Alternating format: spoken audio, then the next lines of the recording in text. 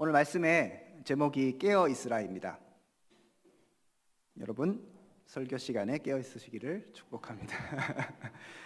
당장에 주님 오시는 것도 깨어 있어야 하지만 이 시간에도 깨어 있으시기를 축복드립니다. 이제 봄이 된 것 같아요. 갑자기 꽃이 막 만개하고 있는 그런 상황.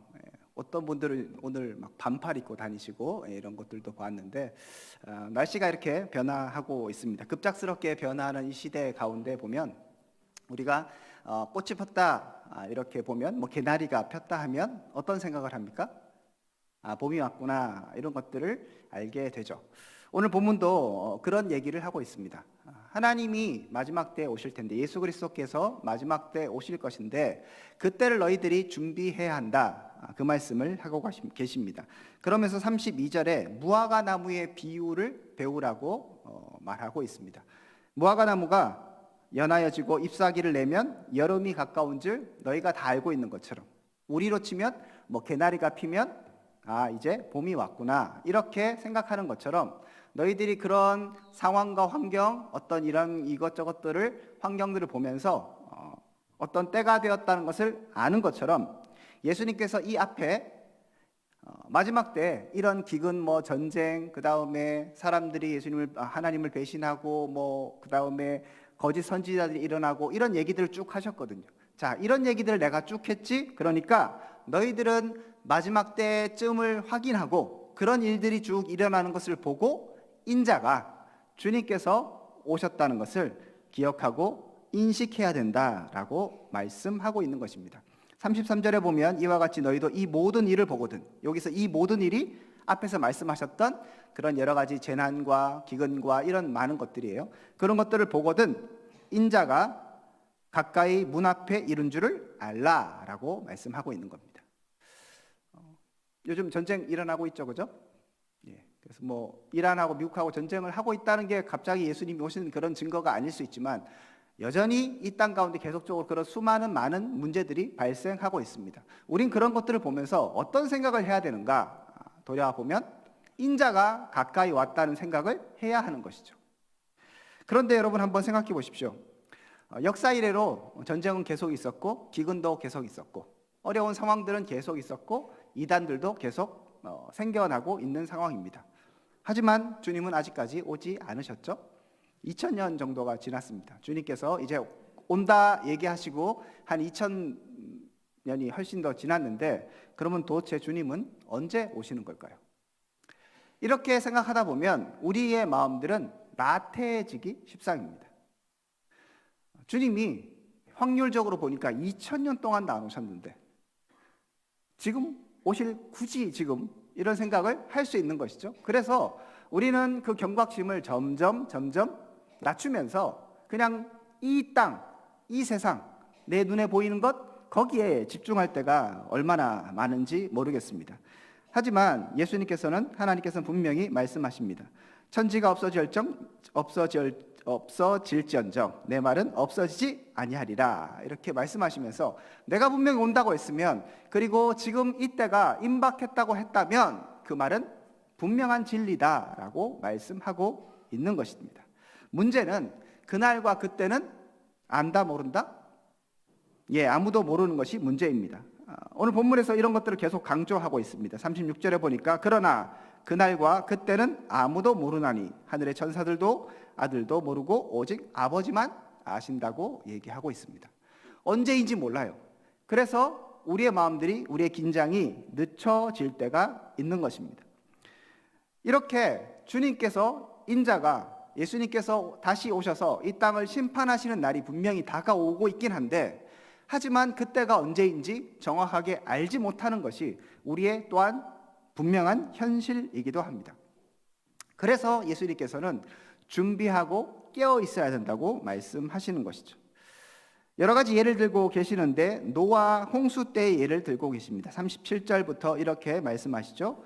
노아 때와 같이 인자의 임함도 그러하다 말씀하시면서 홍수 전에 노아가 방주에 들어가는 날까지 사람들이 먹고 마시고 장가들고 시집가고 있으면서 홍수가 나서 그들을 다 멸하기까지 깨닫지 못하였으니 인자의 임함도 이와 같으니라. 사람들이 일상적인 생활을 하고 있는 것이죠. 평소에처럼 똑같이 살고 있는데 갑자기 그들도 생각하지 못했던 그때의 멸망이 임하게 되었습니다. 그럼 그 멸망 누가 준비한 자입니까? 엄청 오랫동안에 방주를 준비했던 노아의 가족, 그때를 기다리며, 언제인지 몰라요. 비가 온다라고 말씀하셨고 홍수가 온다, 방주를 준비하라고 했던 그 말씀이 있긴 있었지만 그때가 언제인지는 정확히 모릅니다. 그러면 노아는 어떻게 해야 되겠습니까? 그 언제인지 모르는 홍수를 위해서 열심히 방주를 준비해야 하는 것이죠. 언제인지 모르니까 오늘은 좀 쉬어야 되겠다 하면서 놀 수 없는 거예요. 왜냐하면 당장 내일 비가 올 수도 있는 거거든요. 그래서 성실하게 최선을 다해서 방주를 짓고 준비하는 그 기간들이 노아에게는 필요했던 것이고요. 그러한 노아, 그 사람만이 하나님의 심판을 면할 수 있었습니다. 또 다른 얘기를 합니다. 40절에 보니까 그때 두 사람이 밭에 있음에 한 사람은 데려가고 한 사람은 버려둠을 당할 것이요, 두 여자가 맷돌질을 하고 있음에 한 사람은 데려가고 한 사람은 버려둠을 당할 것이다. 둘이 똑같이 있는데, 같은 일을 하고 있는데 한 사람은 데려감을 받고 한 사람은 버림을 당한다고 얘기합니다. 그래서 무엇을 해야 되는가? 42절에 그러므로 깨어 있으라. 어느 날에 너희 주가 임하는지 너희가 알지 못한다라고 얘기합니다. 자, 계속적으로 이런 말씀을 하시면서 인자가 오는데 그날과 그 시를 모르고, 그렇기 때문에 너희들은 준비해야 한다라고 말씀하고 계시는 것이죠. 자, 그러면 이제 이 말씀들을 우리에게 적용해 본다면, 여러분 주님이 오실 것들을 믿으십니까? 여긴 됐어요 이제. 언제 올지는 모르지만 언제 오는지 내가 알고 있다고 생각하시는 분은 곤란합니다. 언제인지는 모르지만 주님이 분명 오신다고 말씀하셨습니다. 자, 그럼 주님은 분명히 오십니다. 그런데 자, 준비를 해야 되잖아요. 깨어있고 준비하라고 말씀하셨습니다. 자, 무슨 준비를 하시겠습니까? 깨어있으라고 한다고 24시간 눈 뜨고 항상 예배만 드릴 수 없는 것입니다. 그죠? 일상을 살아가야 하죠. 밥도 먹고요. 그리고 운동도 하고요. 학생들은 공부를 하고 직장인은 직장을 다녀야 합니다. 그런 가운데 주님의 오심이, 주님이 분명히 오시긴 하는데, 그러면 우리는 무엇을 해야 할까요? 어떻게 사는 것이, 어떻게 준비하는 것이 정말 주님의 오심을 준비하며 사는 것일까요? 이것이 어떻게 보면 가장 큰 중요한 핵심인 것입니다. 일상을 다 버리고 산속에 들어가거나 날마다 교회에 나와서 예배드리고 기도하고 하는 것은 하나님이 원하시는 방식이 아닙니다. 그러면 우리는 무엇을 어떻게 해야 할까요? 일상을 살아가면서도 주님의 다시 오심을 준비하는 삶은 도대체 어떤 삶일까요? 한 가지 예를 한번 들어드린다면, 우리 권사님들은 이제 너무 오래되셔서 기억이 없으실 것 같기도 한데요. 젊은 부부들은 아마 그런 기억이 생생하실 것 같습니다. 아이를 임신했는 임산부가 이제 병원에 가면 예정일을 받잖아요. 언제 이제 아이가 나올 것입니다. 예정일을 어느 정도 받습니다. 그죠? 그러면 그 날이 정해졌어요. 그렇지만 예정일이 정확하게 항상 맞는 것도 아니고요. 그 다음에 그 예정일을 내가 나름대로 생각했을지라도 지날 수도 있고 빨리 당겨질 수도 있습니다. 자, 그렇다면 그 예정일을 위해서, 아이가 나올 것들을 위해서 어떻게 살아야 하죠? 애가 나온다 하면서 신랑하고 계속 손잡고 언제 나올까 이렇게 하는 것도 생활이 안 되잖아요. 그죠? 그러면 어떻게 하는 것이 아이가 나올 것들을 잘 준비하는 것일까요? 아빠는 직장에 열심히 다녀야 돼요. 엄마도 직장 다니는 사람이면 직장 어느 정도까지는 열심히 갈 것도 가고 그렇게 해야 됩니다. 하지만 계속적으로 준비하고 있는 것이죠. 뭘 준비합니까? 아야 하는 순간 당장 이제 그때부터 짐 싸면 됩니까? 안 됩니까? 안 돼요. 전 잘 모르지만 하여튼 저희 집사람도 그랬습니다. 어느 순간부터 이제 예정일이 어느 정도 가까우니까 짐부터 싸놓는 거죠. 들어가면 병원에 며칠을 있어야 되잖아요. 요즘엔 또 산후조리원이 있으니까 몇 주일 있을, 일주일, 2주일 있을 옷하고 이런 것들을 준비해야 돼요. 그래서 딱 어떻게 보면 가방을 쌓아 놓는 거죠. 그 다음에 또 뭐 합니까? 건강하게 아이를 낳을 수 있도록 틈틈이 운동도 하죠. 그렇다고 해서 맨날 병원에 가서 죽치고 의사 선생님 저 언제 낫나요? 의사 선생님 언제 낫나요? 계속 그러고 있는 것은 정상이 아닙니다. 하지만 준비하고 있는 것이죠. 남편은 어떤 준비를 할까요? 사실은 저는 뭐 크게 준비를 안 했는데 집사람이 워낙 잘해서 저는 마음의 준비를 하고 있었습니다. 제일 중요하죠. 집사람이 아야 하는 순간 제가 당황하면 되겠습니까? 안 되겠습니까? 제가 운전을 하고 딱 가야 되잖아요. 그래서 제가 머릿속으로 계속 생각하고 있었습니다. 아야 하는 순간 잘 준비하고 그 다음에 당황하지 않고 딱 그 물건들을 제가 들어야지 또 집사람 보고 뭐 들러 갈 수 없잖아요. 그러면 물건이 어디 있고 이거 챙겨라 하면 딱딱딱딱 준비하고 이런 것들을 계속적으로 머릿속으로 한 번씩 생각해 보는 거죠. 내가 그때가 왔을 때에 당황하지 않고 정말 준비하여서 그때에 정말 아이를 잘 낳을 수 있는 모든 환경과 상황들을 생각하고 있는 것입니다. 그렇게 생각해도 될까 말까예요. 진짜 아이가 나온다고 하면 제가 덜컥 뭐 해야 되지 했지만 겉으로는 제가 태어난 척 했거든요. 그렇게 준비하고 있는 것이 필요한 것과 마찬가지로 주님이 오신다는 거 어떤 것이겠습니까? 준비하고 계셔야 되는 거예요. 준비한다고 해서 매일 교회 오고 그렇게 하라는 것이 아니라 일상을 분명히 살아가고 있어야 합니다. 직장도 가야 되고요. 그 다음에 맛있는 것도 먹으러 가도 좋습니다.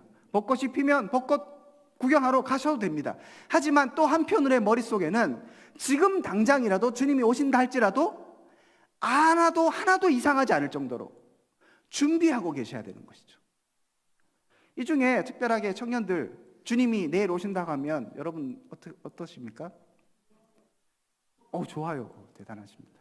대부분은 주님 안 됩니다. 전 결혼도 안 했는데요. 이런 사람들이 많더라고요. 주님이 지금 당장 오셔도 하나도 이상하지 않아야 됩니다. 내일 안 오셔도 아무 문제가 없지만 내일 오셔도 나는 준비가 돼 있는 것이죠. 마음도 준비가 돼 있고요. 당장에 이 땅의 것들을 버릴 준비가 돼 있어야 되는 것이죠. 지금 내가 뭐 어디에 투자해 있고 내가 지금 내일 뭐 중요한 일을 하고 거래를 해야 되고 이것만 하면 엄청난 돈을 벌 것 같고 그렇게 할지라도 주님이 오시면 어떻게 해야 되는 것입니까? 다 버릴 수 있어야 되는 것이죠. 그런데 한번 여러분 생각해 보십시오. 당장 내일 주님이 온다고 생각하셨을 때 아쉬운 마음이 드십니까? 아니면 주님 오십시오 라는 마음이 드십니까?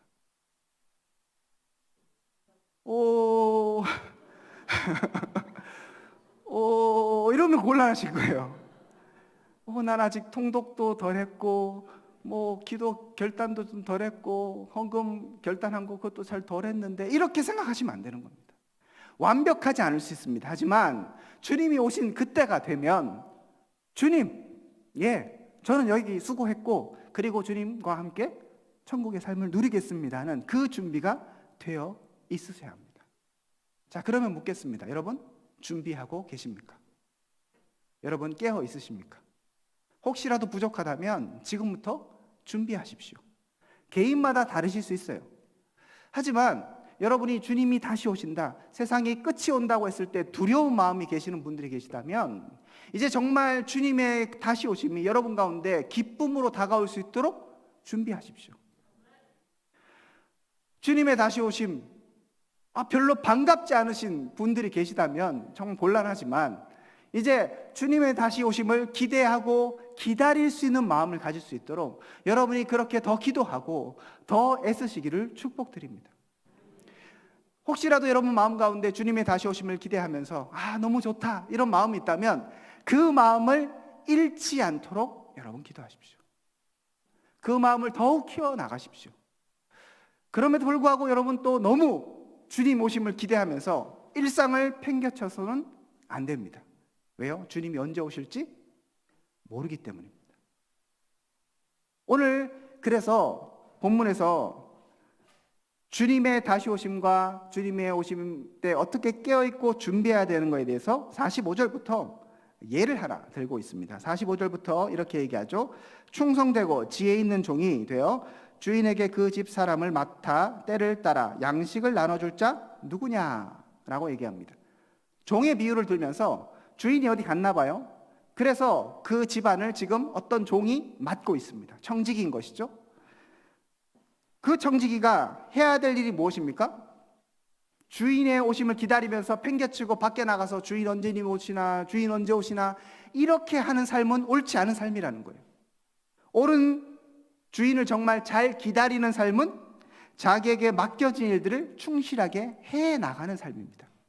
그래서 그 집 사람들을 맡아 때를 따라 양식을 나눠줄 자가 누구냐라고 얘기하는 것이죠. 주인이 올 때 그 종이 이렇게 하는 것을 보면 그 종이 복이 있으리라. 하지만 만일 악한 종이 마음에 생각하기를 주인이 더디 오리라 하여 동료들을 때리며 술 친구들과 더불어 먹고 마시게 되면 생각하지 않은 날, 알지 못하는 시각에 그 종의 주인이 이르러 엄히 때리고 외식하는 자가 받을 벌에 처하리니 거기서 슬피 울며 이를 갈리라 라고 얘기하고 있습니다. 우리가 필요한 것, 주님의 다시 오심을, 주님이 오심을 기다리는 그 삶은 나에게 맡겨진 일에 최선을 다하는 것입니다. 여러분, 맡겨진 일이 무엇입니까? 아이들을 키우고 있는 부모라면 아이들을 하나님의 자녀로 잘 양육하는 것이 나에게 맡겨진 일 중에 하나이겠죠. 자, 주님 다시 오실 것 같으니까 공부하지 말고 이제부터 뭐 다 학원도 다 때려치우고 너는 이제 교회만 가고, 이러면 안 되는 것이죠. 직장인에게 주님이 맡겨주신 것은, 사명은 열심히 직장 생활 하는 것입니다. 최선을 다해서 내가 그 자리를 지키는 것이죠. 그렇게 하면서 당장 내일이 오더라도 전혀 이상하지 않을 정도로 마음의 준비와 모든 준비, 신앙의 준비를 해 나가는 것이 우리가 주의 다시 오심을 기다리는 올바른 태도인 것입니다. 저와 여러분들이 정말 주님의 다시 오심을 기다릴 수 있기를 축복드립니다. 그리고 정말 깨어 있기를 축복합니다. 깨어 있고 준비하십시오. 거창한 것을 준비하는 것이 아닙니다. 뭐 대단한 것을 준비하는 것이 아닙니다. 주님이 우리에게 맡겨주신 그 사명을 오늘도 성실하게 감당함을 통하여서 하나님께 영광 돌리며 주님과 함께 동행하시는 저와 여러분 될 수 있기를 주님의 이름으로 축복드립니다. 우리 함께 기도하도록 하겠습니다.